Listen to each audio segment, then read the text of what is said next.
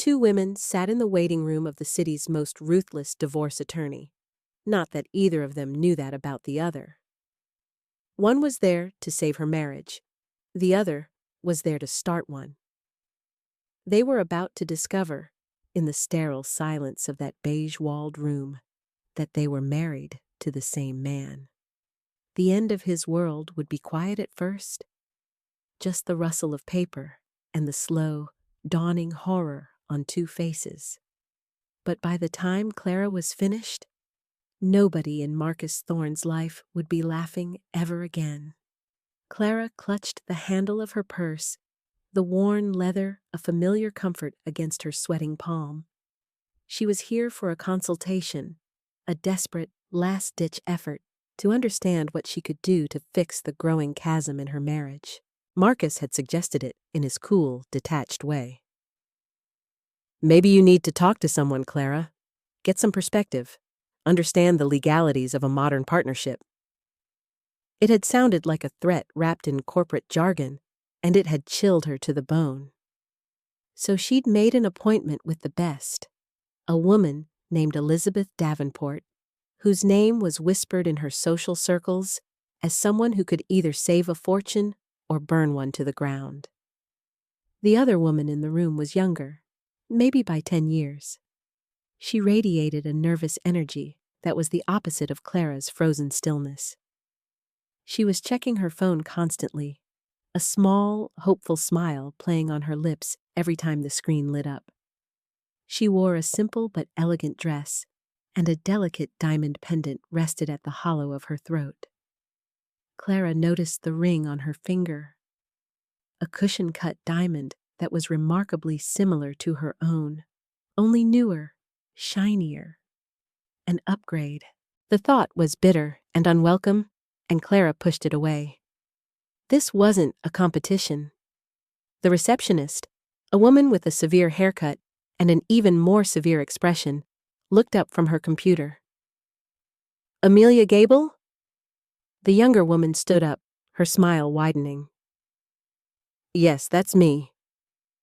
The receptionist's eyes flickered to a note on her screen. "Your fiancé, Marcus Thorne, just confirmed he's running about 15 minutes late. He said to start without him if you'd like." The world tilted on its axis. Clara felt the blood drain from her face. Marcus Thorne. Her Marcus Thorne. It had to be a mistake. A common name. It had to be. But the city wasn't that big, and the world of high-powered finance where Marcus worked was even smaller. She watched the younger woman, Amelia, thank the receptionist and sit back down, her happy bubble apparently undisturbed. Clara's heart was a frantic drum against her ribs. She forced herself to breathe. In, out. In, out. There was a logical explanation. There had to be. Maybe this was a junior associate at his firm with the same name. Maybe it was a complete coincidence. But her gut, that long-ignored, deeply intuitive part of her, was screaming. It was the same gut that had screamed on all those nights he was working late, the same gut that had clenched when she saw charges for hotels in their own city on the credit card statement, charges he'd dismissed as corporate expenses for visiting clients. She had to know. Her voice, when she spoke, was a thin, reedy thing she barely recognized. "Excuse me," she said, her word cutting through the quiet hum of the air conditioner. Amelia looked up, her expression open and friendly. "I'm sorry to bother you, but I thought I heard the receptionist say the name Marcus Thorne." Amelia's smile was brilliant. "Yes, that's my fiancé. Do you know him?" The word fiancé was a punch to the stomach. Not husband. Fiancé. The lie was already beginning to unravel in her mind, revealing its ugly, complex shape. Clara felt a strange calm descend over her, the kind that comes in the moments before a catastrophic impact. "I do," she said, her voice steadier now. "I'm his wife, Clara Thorne." The smile vanished from Amelia's face. It didn't just fade, it was wiped clean, replaced by a mask of pure, uncomprehending shock. His wife? She whispered, the word fragile, like glass. No, that's not possible. He's divorced. He told me he's been divorced for years. He said his ex-wife was unwell. Unwell? Clara repeated, the word tasting like poison. So that was the story he was telling.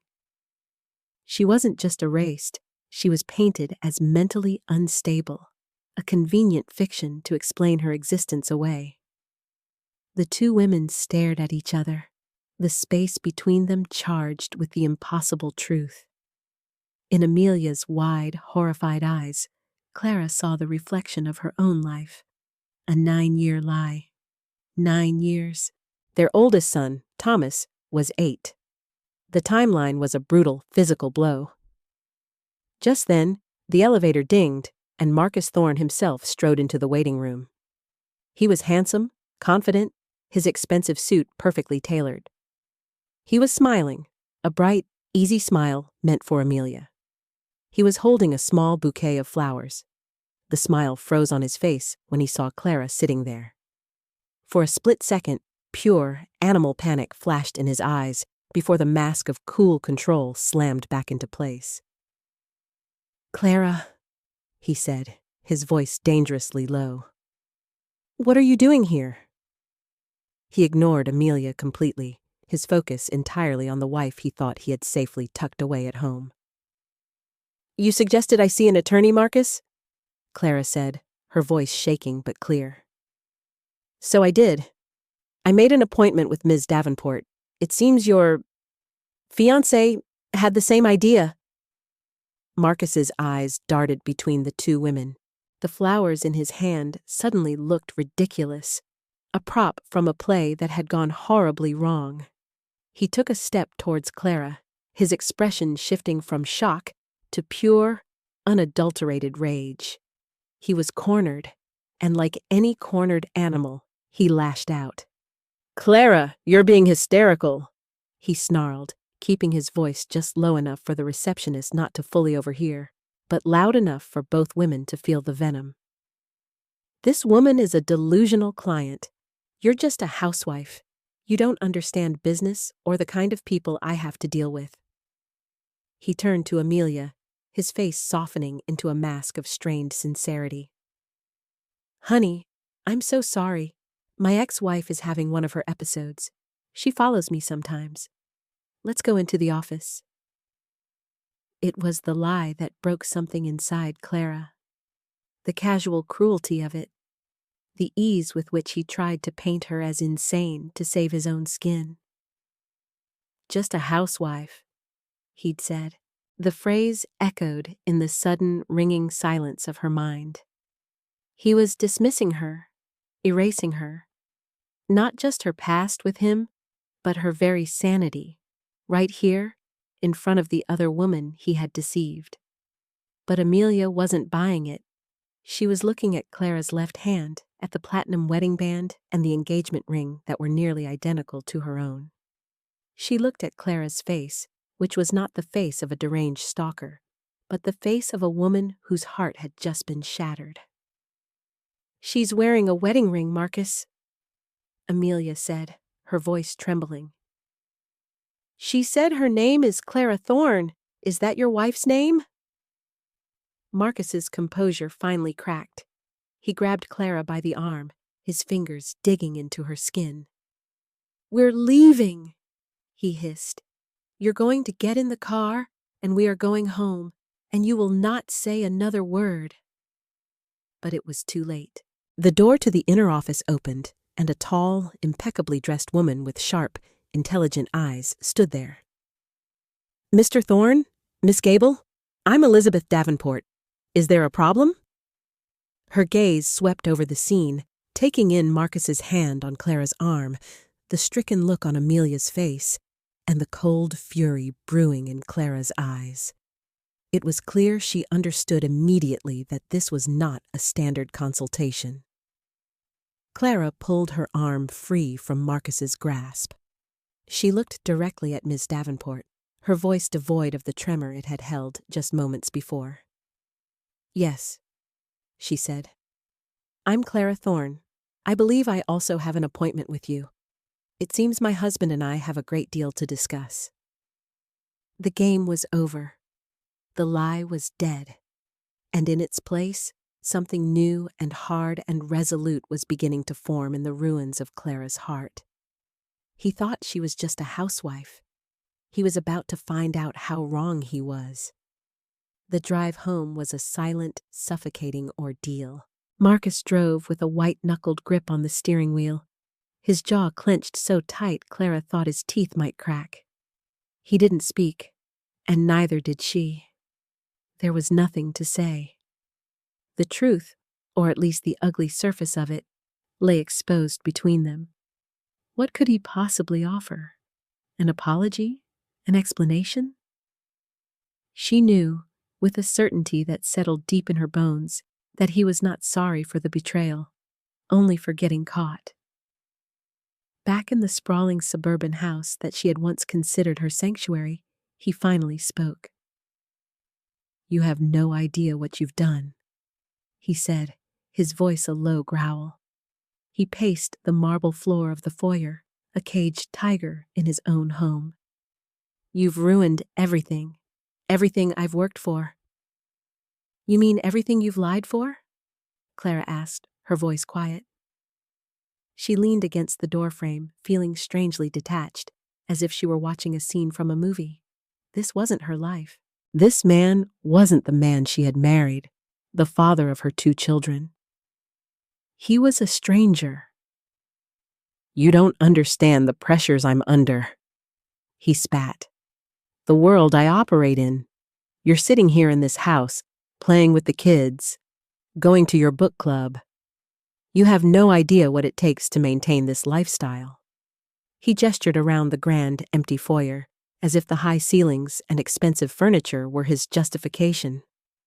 "So, Amelia was a business expense?" The sarcasm was new. She had never used sarcasm with him before.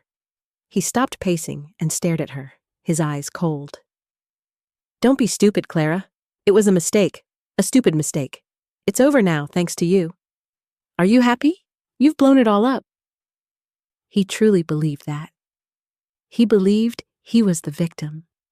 The sheer, breathtaking arrogance of it was what finally pushed her past grief and into a cold, clear-eyed rage. She didn't cry. She didn't scream. She just looked at him, this man she had loved and trusted for over a decade, and felt nothing. The love had been hollowed out, and what remained was a vast, empty space. That night, she couldn't sleep. She lay in their king-sized bed, the space beside her feeling like a frozen tundra. She thought back, replaying the years, searching for the signs she had missed, and they were all there, like red flags planted along the timeline of their marriage. It was a fool's errand, looking back. The betrayal wasn't a single event. It was the foundation of the last 9 years of her life. She remembered their first years together. They had been happy, or so she had thought. They met in college. He was ambitious, charming, the star of the business school. She was studying art history, quieter, more observant. He'd swept her off her feet with grand gestures and promises of a brilliant future. He was going to build an empire, and she would be his queen. It had sounded so romantic then. Now, it just sounded like a sales pitch.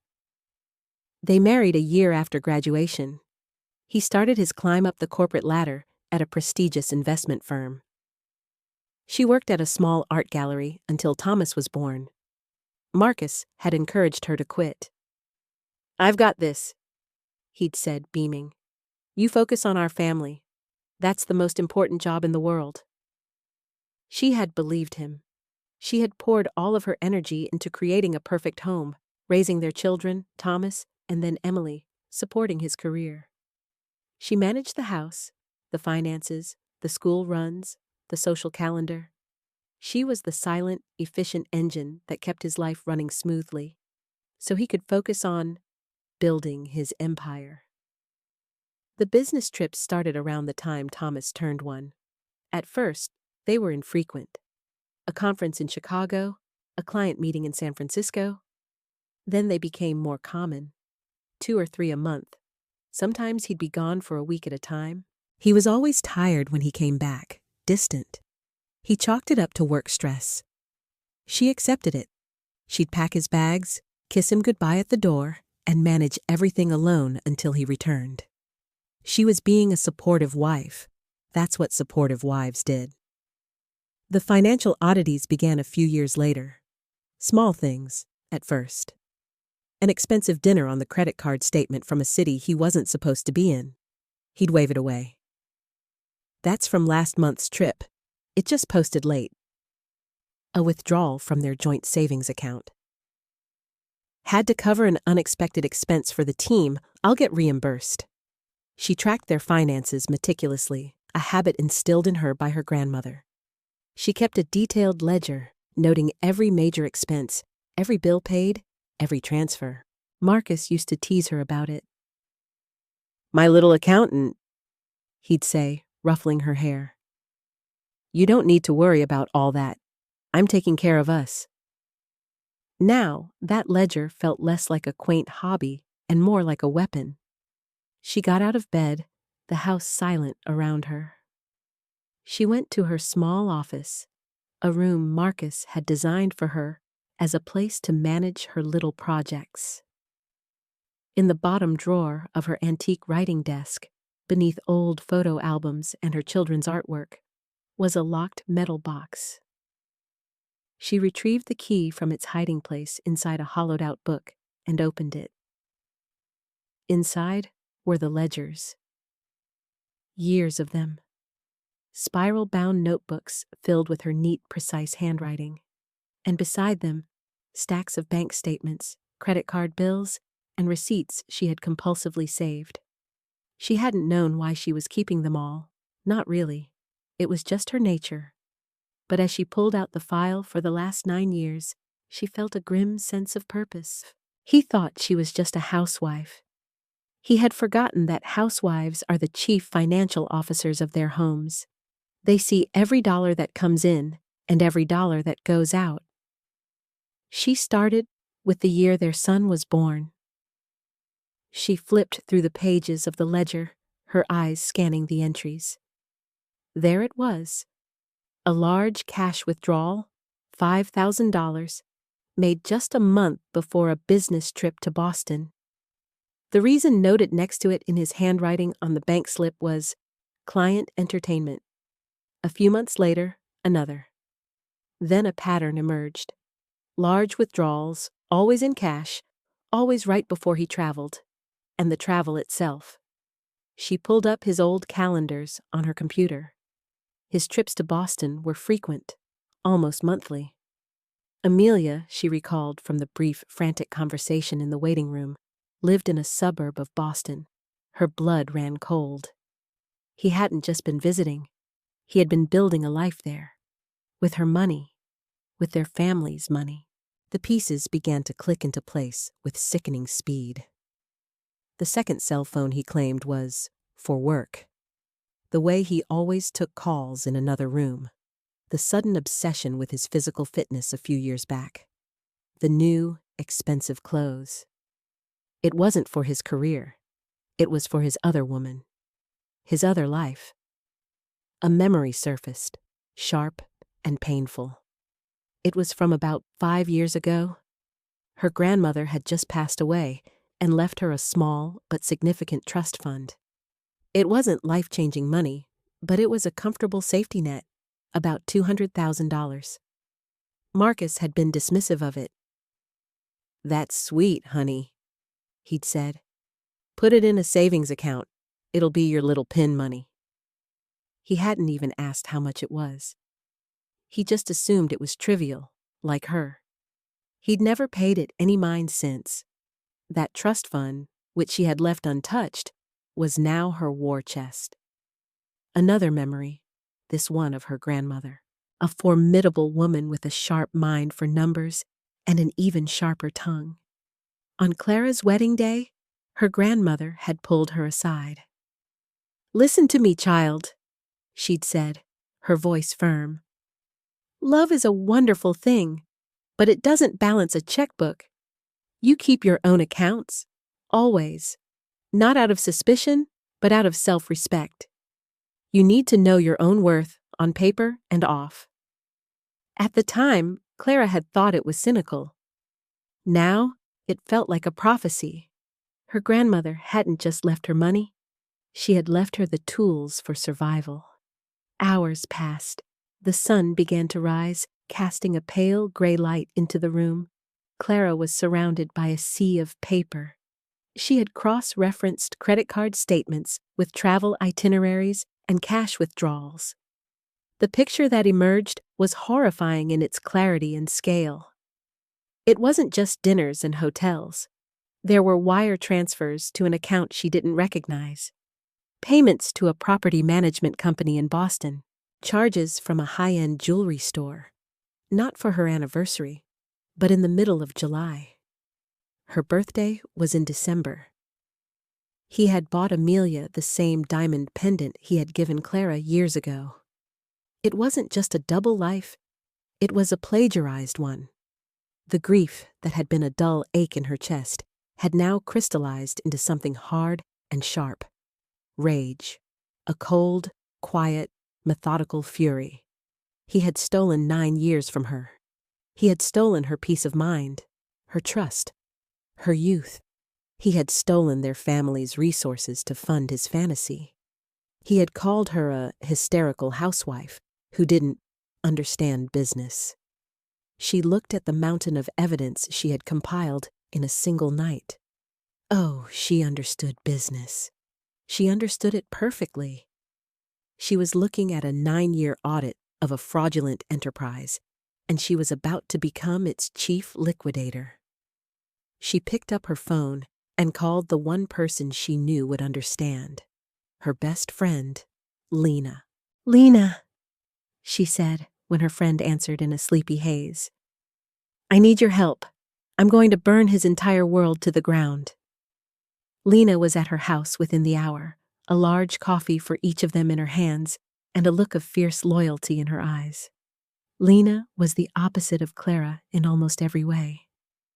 She was a successful litigator, outspoken, and had always been suspicious of Marcus's perfect veneer. She didn't say, "I told you so," though Clara could see it simmering behind her gaze.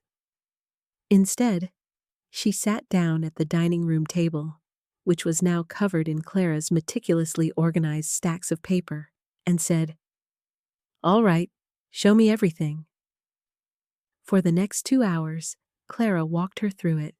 The meeting at the lawyer's office, the confrontation, Marcus's cruel dismissal, and the evidence. She laid out the bank statements, the calendars, the ledgers. Lena listened intently, her lawyer's mind absorbing every detail, her expression growing darker with each new revelation. She picked up a credit card statement from 3 years prior. "This charge here," Lena said, pointing to a line item. 4 seasons, Boston, 5 nights, and this one, 2 days later. Cartier, $10,000. Was that your anniversary? Clara shook her head. "Our anniversary is in May. This was August. He told me he was at a tech conference in Austin." Lena let out a low whistle. "He didn't even bother to cover his tracks. He just assumed you'd never look, or that if you did, you wouldn't understand what you were seeing." She looked at Clara, a new respect in her eyes. "He underestimated you, Clara. He underestimated you so badly, it's going to be the end of him." That one sentence from Lena ignited the last of Clara's wavering self-doubt. He had looked at her every day for 15 years and seen a domestic accessory, a pleasant, compliant manager of his home life. He had never once seen the intelligent, capable woman she was. The woman who could meticulously build a case against him from a decade's worth of financial scraps. "Elizabeth Davenport is a good lawyer," Lena said, "but she's a divorce lawyer. What you have here? This goes way beyond divorce. This is fraud. Potentially criminal. You need more than just a good lawyer. You need a team, a forensic accountant, and a private investigator. I can't afford that, Clara said, the practical reality setting in. He controls all the main accounts. I only have my grandmother's trust. Lena smiled, a sharp, predatory smile that Clara had seen her use in court. Your grandmother's trust is perfect. It's clean money that he can't touch and doesn't even know the real value of. It's your seed funding. We'll start there. I know a guy. The best PI in the city. He's discreet, and he's a bloodhound. He finds things people don't even know they've hidden. The shift from victim to strategist was immediate and empowering. With Lena by her side, the overwhelming mountain of betrayal began to look like a solvable problem. They weren't just reacting to the pain anymore. They were building a plan. The first step was to get the children out of the house. Clara called her sister, who lived a few hours away, and concocted a story about a family emergency. She packed a bag for Thomas and Emily, her hands shaking as she explained that they were going on a fun trip to see their aunt for a few days. Kissing them goodbye at the door was the hardest thing she'd ever had to do, but she knew she couldn't let them be in the house when the storm broke. Once the children were safely on their way, Clara and Lena got to work. Lena made the call to the private investigator, a man named Frank Miller. He agreed to meet them that afternoon. Next, Lena found a forensic accountant, a woman who specialized in unraveling complex financial crimes. An appointment was set for the following day. While Lena handled the logistics, Clara focused on securing the evidence. She scanned every document, every receipt, every ledger page, creating a digital backup on an encrypted hard drive. She packed the original documents into the locked metal box. She was methodically dismantling her life, or rather, the life she thought she had, packing it away as evidence for the life she was about to build. Frank Miller was a short, unassuming man in his late 50s, with tired eyes that missed nothing. He listened to Clara's story without interruption, his expression unreadable. When she was finished, he looked at the digital files she had prepared. He clicked through them for a few minutes in silence. "Your husband is sloppy," he said, his first words since sitting down. "He got arrogant, thought he was smarter than everyone else. Those are the easiest ones to catch." He looked at Clara. "What's your goal here? A better divorce settlement?" Clara met his gaze without flinching. "My goal is to make sure he can never do this to anyone again. I want to know everything. I want to know every dollar he stole, every lie he told. I want to uncover the entire rot." Frank nodded slowly, a flicker of something that looked like approval crossed his face. "I can do that," he said. "It'll cost you. I'll need a retainer." Clara didn't hesitate. She wrote him a check from her grandmother's trust account. It was the first significant withdrawal she had ever made. It felt like an investment in her own future. The next few weeks were a blur of clandestine activity. Marcus was trying to pretend everything was normal. He had moved into the guest room, and his demeanor shifted between sullen silence and angry outbursts about how she had embarrassed him. He kept insisting Amelia was a mistake that was now handled. He had no idea what was happening behind the scenes. He had no idea that while he was at work, a private investigator was tailing him, a forensic accountant was dissecting his financial life, and his hysterical housewife was directing the entire operation from her little office. Frank's updates came daily. He confirmed that Marcus was still in contact with Amelia, not to end things, but to desperately try and salvage the relationship. He had rented a new, lavish apartment for her in the city, trying to buy her silence and forgiveness. Frank sent photos of them meeting in secret, of Marcus looking stressed and pleading. He also discovered that Amelia had a child, a 3-year-old boy. The timing was another dagger in Clara's heart. He had started his second family while she was pregnant with their daughter, Emily. The forensic accountant, a sharp woman named Sarah Chen, delivered the most devastating blows. Marcus hadn't just been using their joint accounts. He had been embezzling from his company. For years, he had set up a series of shell corporations, funneling money from company investment funds into his own offshore accounts. The trips, the jewelry, the apartment for Amelia, it wasn't just funded by their marital assets, but by stolen money from his firm's clients. Sarah laid out the flowcharts on Clara's dining room table, and the scale of the deception was staggering. It was millions of dollars. He wasn't just a cheater and a liar. He was a serious criminal. The kind of man who ends up on the front page of the financial news for all the wrong reasons. He's been playing a shell game, Sarah explained, pointing to a complex web of transactions. Moving money around so quickly that the internal auditors wouldn't catch it. But the pattern is undeniable. He's been systematically bleeding his clients' funds. He's not just facing a divorce, Clara. He's facing federal prison. The discovery of this deeper corruption changed everything. This was no longer just about a personal betrayal. Marcus had victimized countless other people, his partners, his clients, the people who trusted him with their life savings. Any lingering guilt Clara felt about her plan evaporated. This wasn't revenge anymore. It was justice. Armed with this new, explosive information, Clara met again with Elizabeth Davenport.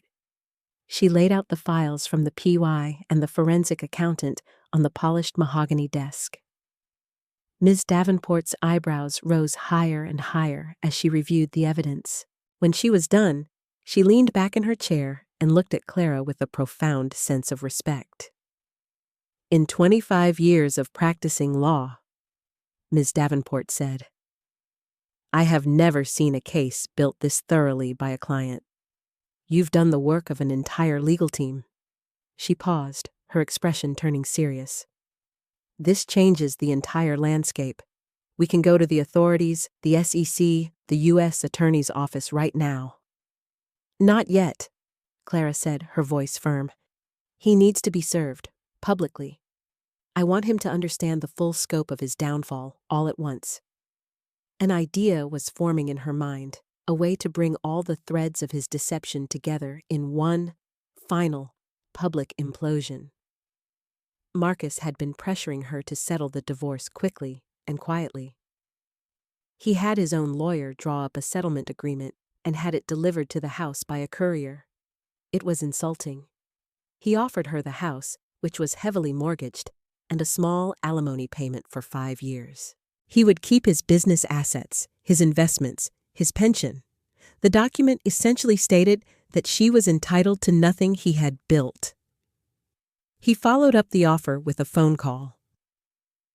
It's a generous offer, Clara, he said, his voice dripping with condescension. More than you'd get in court. You have no earning potential. Sign it, and we can all move on. If you fight me, I will drag this out for years. I'll take the kids, and I will leave you with absolutely nothing. You're useless without me. That was his final provocation. The last act of cruelty from a man who believed he held all the cards. He thought he was closing the deal on his own terms, sweeping his mess under the rug. He had no idea that he was walking straight into the trap she had so carefully laid. I'll have my lawyer review it, Clara said, her voice a mask of calm compliance. Let's schedule a 4-way meeting. You, me, and our attorneys. We can sign the papers and finalize everything then. He agreed immediately, relief evident in his voice. He thought she was folding. He thought he had won. He suggested they meet at his lawyer's office in 2 weeks. It was a large, prestigious firm, the kind of place designed to intimidate. He wanted a home field advantage. Perfect, Clara said. The final showdown was set. For 2 weeks, She lived in a state of suspended animation. She was polite but distant with Marcus. She let him believe he was in control. She let him think she was a defeated, compliant housewife, ready to be discarded. Inside, she was a coiled spring of righteous fury. She spent the time preparing with her team. They compiled the evidence into a series of neat, undeniable binders. They contacted the U.S. Attorney's Office and gave them a heads up, coordinating the timing. They even reached out to Amelia. The conversation with Amelia was difficult. Clara called her, explaining that she had uncovered the full extent of Marcus's crimes. She told her about the embezzlement, the fraud. She explained that Marcus was likely going to prison for a very long time.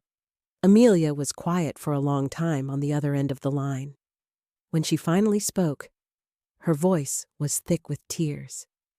"He lied about everything," she whispered. "He told me he was building a new company, that the money was from his own investments. He told me his son was from a previous relationship and that his ex-wife didn't want to be a mother." Every word was a new, fresh horror. He hadn't just created a second family. He had erased his first one. "I'm so sorry, Amelia," Clara said, and she meant it. "You and your son are victims in this too. I'm not asking you to do anything, but I want you to know what's about to happen." To her surprise, Amelia's grief hardened into resolve.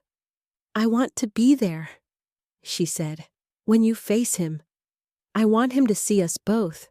I want to see him answer for what he's done." And so, the stage was set.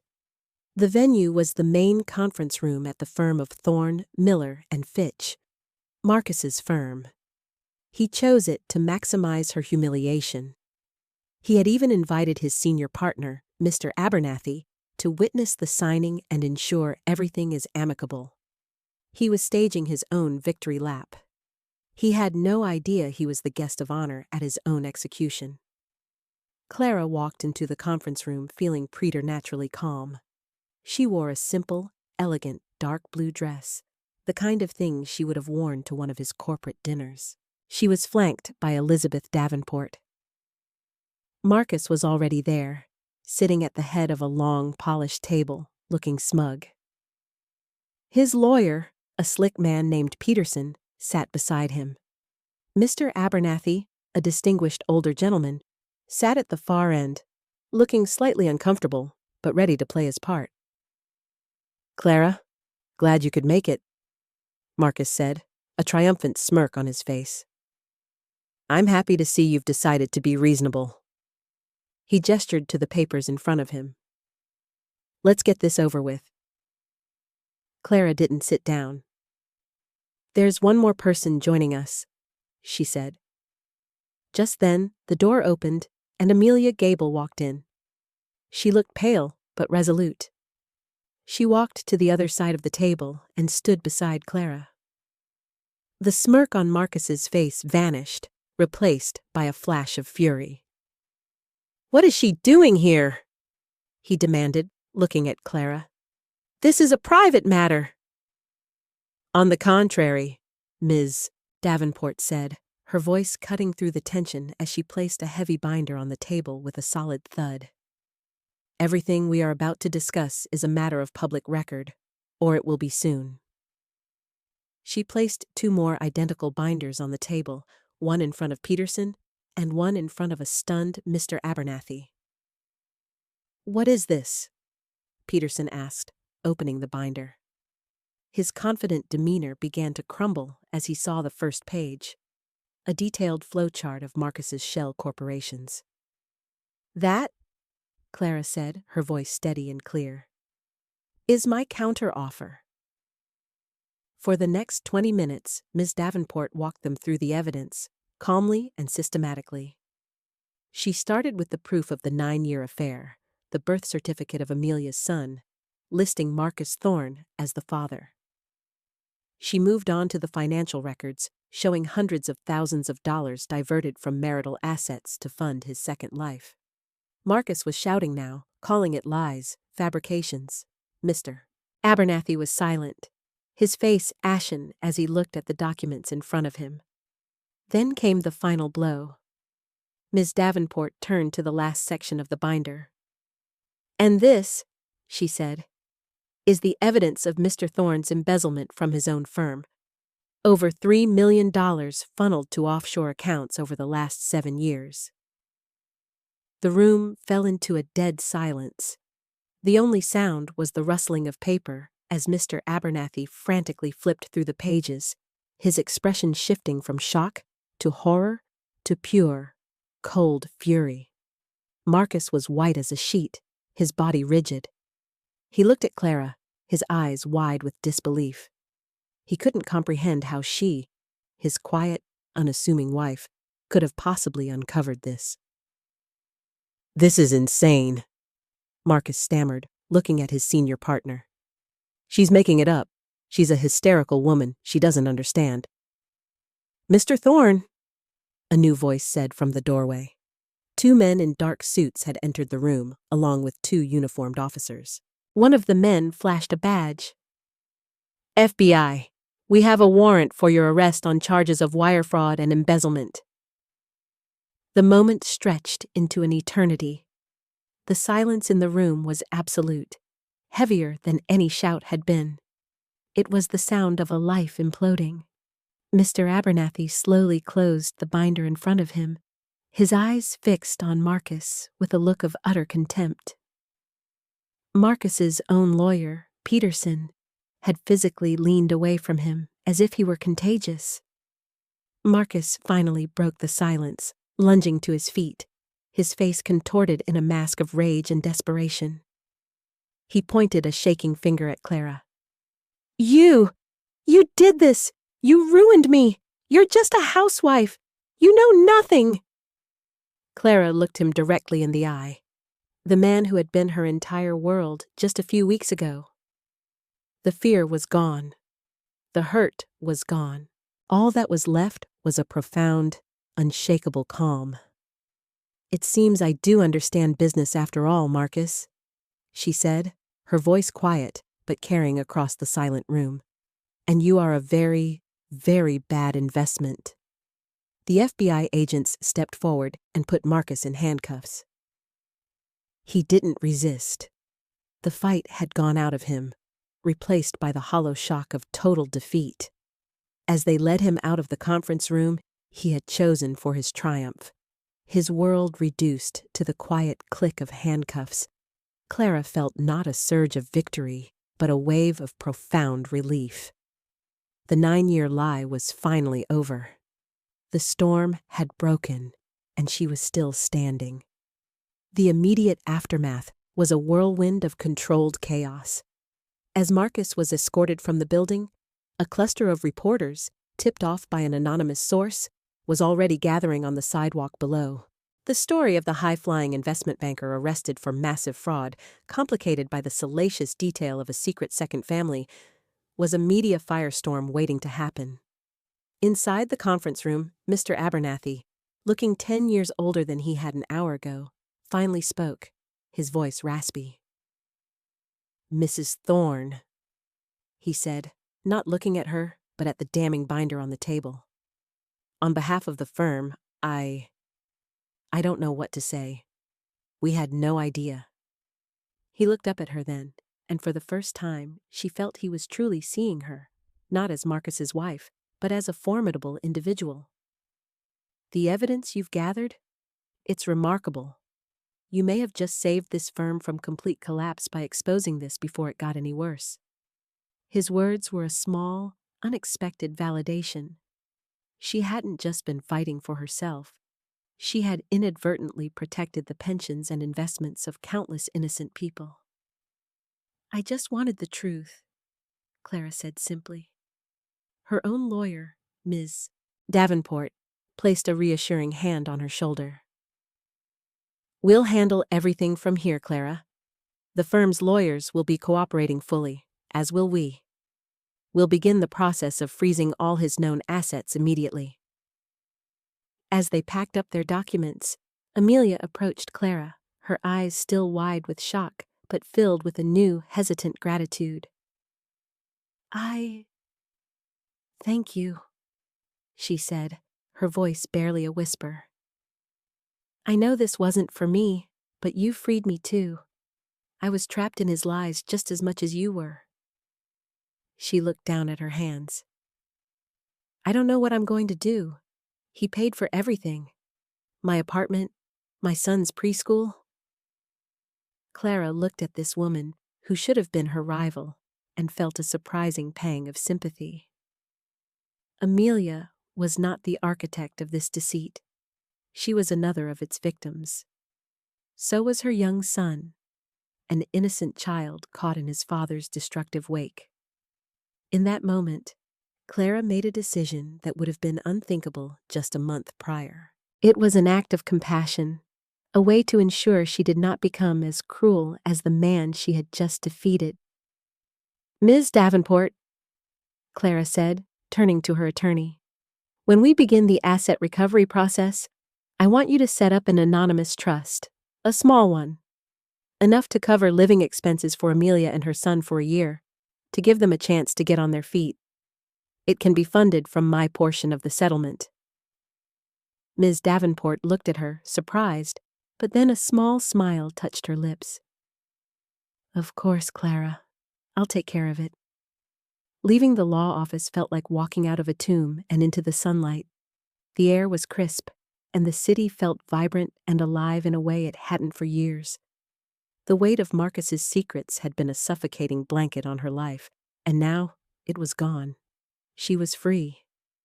The downfall of Marcus Thorne was swift and brutal, just as she had planned.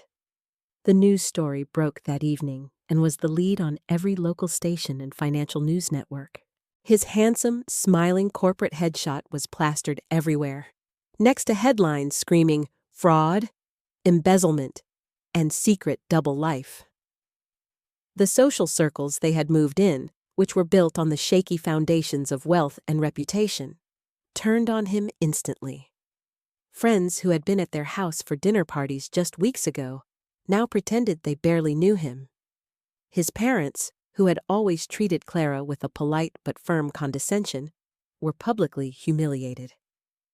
They stopped answering their phones and effectively went into hiding. The legal process was a slow, grinding machine that chewed up what was left of his reputation. The firm he had helped build fired him publicly and sued him for damages. His assets were frozen, his accounts seized. The lavish lifestyle he had built on a mountain of lies was dismantled piece by piece.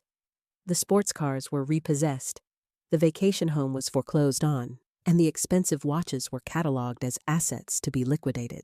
Clara, meanwhile, stepped into her new power with a quiet, determined grace. The divorce was finalized quickly, with Marcus in no position to contest it. The judge, having been briefed on the criminal case, awarded Clara the entirety of the remaining marital assets, full custody of the children, and a significant portion of his seized funds as restitution. The house was hers, free and clear. The future she had been terrified of losing was now securely in her hands, built not by him, but by her own resilience. A few weeks after the arrest, a letter arrived for her. It was from her grandmother's estate lawyer. Tucked inside was a small, sealed envelope with her name on it in her grandmother's familiar, spidery script. The letter explained that her grandmother had left instructions for this to be given to her when she most needed it. Her hands trembled as she opened it. Inside was a short note. "My dearest Clara," it read, "I hope you never have to read this, but if you do, it means you have faced a great betrayal and have had to find the strength I always knew you possessed. Remember what I told you. Your greatest value is not in who you love, but in who you are. The numbers in your ledger are just a reflection of a deeper truth. You are precise, you are observant, and you are stronger than any man who would dare to underestimate you. Your life is your own. Go build it." Tears finally came, But they were not tears of grief. They were tears of gratitude and release. Her grandmother's final words were a blessing, a validation that echoed across the years, confirming the path she was now on. She had not just survived, she was on the precipice of truly living. The first year was one of rebuilding. Clara sold the big, ostentatious house in the suburbs. It was filled with too many ghosts, too many memories of a life that had been a lie. She bought a smaller, charming home in a quiet, tree-lined neighborhood in the city, closer to the children's new school and the art galleries she had once loved. She used the remaining funds from her settlement and her grandmother's trust not to live lavishly, but to invest. She invested in her children's future, setting up college funds. And she invested in herself. She started a small business, a consultancy firm that helped nonprofits and small arts organizations manage their finances and streamline their operations. It was a perfect fusion of her passion for the arts and the meticulous skills she had honed over years of managing a complex household and ultimately a complex legal case. Her reputation grew through word of mouth. People were drawn to her calm competence, her sharp eye for detail, and her deep, empathetic understanding of her clients' missions. Her little housewife skills, the ones Marcus had so casually dismissed, turned out to be highly valuable professional assets. She saw her children flourish in their new, more stable environment. The tension that had invisibly filled their old home was gone. They were happier, more relaxed. She was honest with them, in an age-appropriate way. She told them that their father had made some very big mistakes and had to go away for a while, but that he loved them, and that she loved them more than anything. It was a difficult conversation, but it was built on truth, and that made all the difference. About a year and a half after the arrest, Lena convinced her to go to a charity art auction. Clara was hesitant at first. She hadn't been on the social scene since her life had imploded, but Lena was insistent. "It's for a good cause," she'd said, "and you need to get out of the office. Plus, you need to see the good your work is doing." The auction was benefiting one of the museums Clara's firm now consulted for. She went, feeling a little self-conscious, but also quietly proud. She knew the museum's finances inside and out, and she knew that the money raised tonight would be put to good use. As she was looking at a painting, a man came and stood beside her. "It's a beautiful piece," he said, his voice warm and unassuming. "The artist has a wonderful sense of color." Clara turned. He was handsome, with kind eyes and a gentle smile. "She does," Clara agreed. "I've followed her work for years." They fell into an easy conversation about art, about the city, about their work. His name was David, and he was an architect. He spoke about his job with a quiet passion that she found incredibly attractive. He asked her what she did, and when she told him about her consulting firm, his eyes lit up with genuine interest. "That's fantastic," he said. "Taking business acumen and applying it to the cultural sector. That's so needed."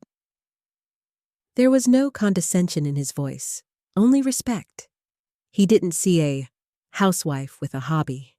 He saw a successful professional. They talked for the rest of the evening. When he asked for her number, she gave it to him without hesitation. Their first date was a week later, a walk through a sculpture garden followed by coffee. It was simple, unpretentious, and the most comfortable she had felt with a man in over a decade. He was patient and kind, and he listened more than he talked. He was, in every conceivable way, the opposite of Marcus. Their relationship grew slowly, organically, built on a foundation of honesty and mutual respect. She eventually told him her story, the whole, messy, painful truth. He listened without judgment, his expression a mixture of sympathy for what she had endured and awe for the strength she had shown. "He sounds like a fool," David said simply when she was finished. a fool who had no idea what a gift he had. 2 years after the public showdown, Clara was in her office, reviewing a financial report for a new client. Her company, Thorne and Associates, she had kept the name, reclaiming it as her own, now had 5 employees and a waiting list of clients. The sun was streaming through the window of her beautifully designed office, a space David had helped her create. Her phone buzzed. It was a news alert. Marcus Thorne denied parole. Will serve full 10-year sentence. She read the short article. It detailed his lack of remorse and his continued insistence that he was the victim of a vindictive wife. It mentioned that he was working a menial job in the prison laundry and had lost all contact with his family. His parents had sold their home and moved to a small condo in another state, their social lives in tatters. Clara felt a brief, distant flicker of something, not pity, but a sense of tragic waste. He had had so much, a family who loved him, a successful career, a beautiful home. And he had burned it all to the ground for his own selfish ego. He had underestimated her, yes, but his true fatal flaw was that he had overestimated himself. He believed his own lies. She closed the news alert and looked around her office. On her desk was a picture of her children, Thomas and Emily, laughing on a beach during their last vacation. Next to it was a photo of her and David, taken at a recent gallery opening. She looked happy, truly, deeply happy. Her life was full, not with the empty status symbols Marcus had craved, but with meaningful work, genuine love, and the quiet, unshakable peace of knowing her own worth. She thought back to that moment in the lawyer's waiting room, the moment her world had shattered.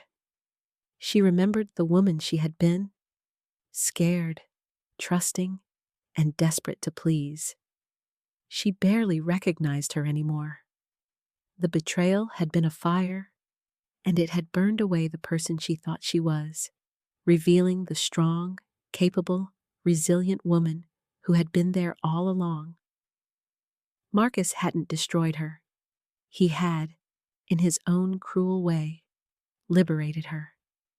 He thought he was taking everything from her, but he had only taken the lies.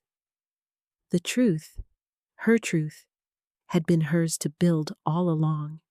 She was living the life she truly deserved, a life built not on a man's empty promises, but on the solid foundation of her own strength. The final entry in her ledger was balanced, and the books were, at long last, closed.